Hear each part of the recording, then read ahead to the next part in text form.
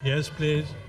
कि Parliamentary leader. Leader of the opposition सही फरमा रही हैं, नहीं नहीं ऐसे नहीं। सही फरमा रही हैं कि जानता हूं उनको, मेरे वजीर हैं। सही फरमा रही हैं कि पॉलिटिक्स नहीं खेलना चाहिए, लेकिन जनाब बदअनवानी के नताइज होते हैं और करप्शन जो है वो नज़र आती है। मैंने बहुत सारे मुकदमे किए हैं कराची में का।